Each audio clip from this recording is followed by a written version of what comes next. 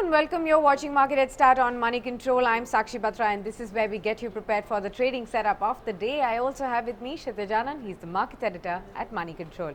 Good morning, Kshitij, and thanks very much for joining in. Well, it's the first trading day of this new week. In the previous week, we've already seen some historic highs being touched on the Sensex. So in that sense, that was a terrific week. We're hoping for a better week this time around. What are the big cues then? Morning, Sakshi, and good morning, viewers. Well, there's no doubt it was a terrific week, but definitely a volatile one, and no doubt it was a historic one because Sensex hit a fresh record high of 40,749, while Nifty50 had a touch-and-go moment with 12,000 levels. But the good part is that although we witnessed some bit of profit booking towards the the fag end of the week, but in case both Sensex and Nifty managed to hold on to their crucial support levels, Nifty closed above 11,900 levels, while the broader markets did underperform. If you look at the mid-cap index, it was down by a little over 1%, while for the small-cap index, it was down a little over 0.5%. Now, if you look at the global cues at this point in time, then they are not that supportive. In fact, Asian markets are trading well in the red. Yeah. So there's a possibility that we could face a knee-jerk reaction in the opening trade, as there are some sort of worries about the trade deal between the US and China.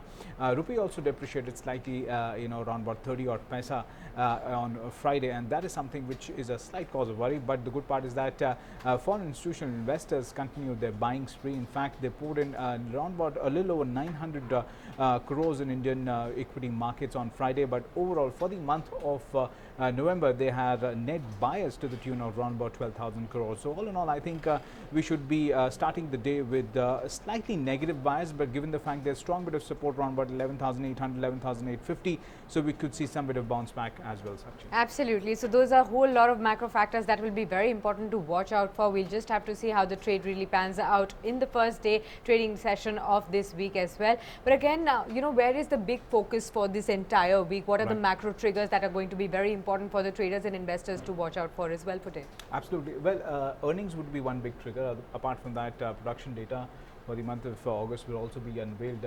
For the month of September will also be unveiled in today's trading session. Yeah. So definitely, and we are in the last leg. I mean, this is the last week wherein September quarter earnings will be out.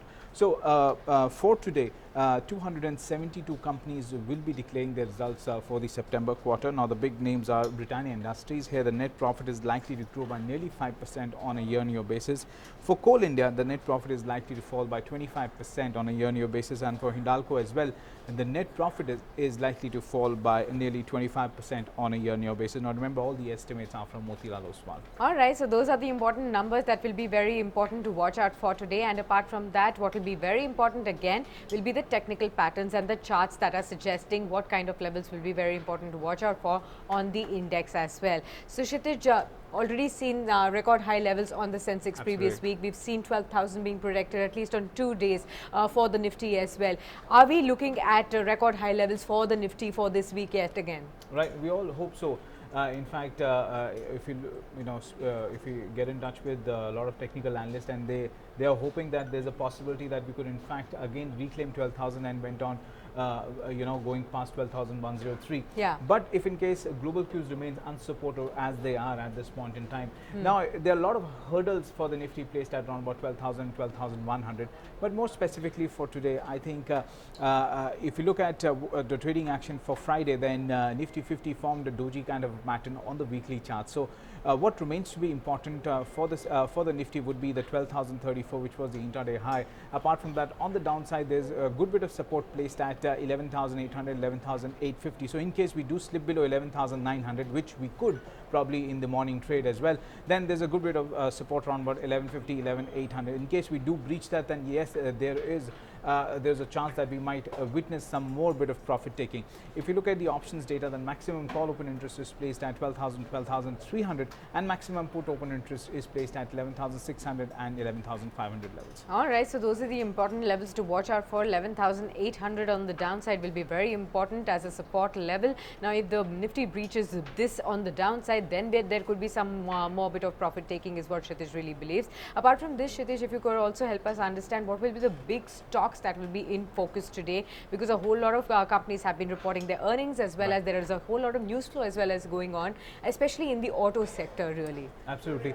Well, woes in the auto sector continues to, sort of spell fears for the industry. In fact, for Maruti Suzuki, it has again reduced its production by 20.7% in October, making its 9th straight month when the country's largest car maker lowered its output.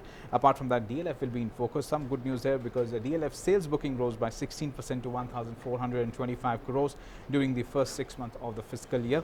Apart from that, Ashok Leyland will be in focus. Now, the company on November 8th reported a massive 92% year-on-year fall in its net profit, around about 38 crores. Now, I believe, Sakshi, you're also tracking some stocks based on what brokerages are recommending? Absolutely, Kshitij. 2 stocks on my list as well. So the first one is TTK Prestige. Remember, Credit Suisse has come out with its report on this one.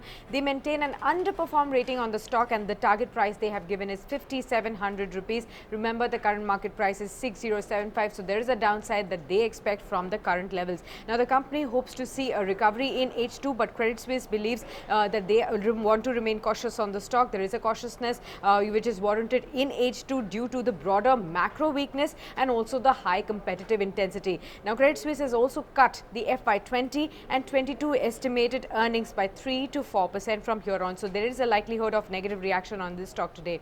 Apart from this, M&M is going to be in focus, as Credit Suisse has also come out with its report on this one. Here they maintain an outperform rating. The target price also has been increased from the previous target of 720 rupees. Now they have given a revised target of 740 on the share. The current market price is 582, so there's a strong upside that you can see on this stock. Now, India performance is definitely better, but SsangYong is continues to remain a big drag for the company, and that is what Credit Suisse believes. Now, they have also increased their margin assumptions following the Q2 beat in estimates that they have already seen. Now, at an implied core PE of 10.5x in FY21 estimated earnings, the valuations are quite supportive at the moment, and that is what Credit Suisse really bets upon. Now, apart from this, we also have some technical recommendations for you. So, Kshitij, who have you spoken to and what do we have for today? Right. So if you look at today's trading session, in fact, we spoke to Angel Broking and they've given us 2 calls for today. The first stock that they have on the list is Tata Steel. Now, that's a buy for a target of 425 to 440, and a stop loss can be placed below 374. Alembic Pharma, that's also a buy for a target of 648 and a stop loss of 527. Now, remember, the return potential is close to 10 to 12% on both these stocks. These are not intraday trading ideas, but more of a positional play. So in case you initiate any positions based on these recommendations, well, do consult your financial advisor. Right. Thanks a lot then, Kshitij, for sharing these bright ideas with us. And with that, it's a wrap here on this edition of Market Head Start. You stay logged on to moneycontrol.com for more news and updates. Thanks for watching.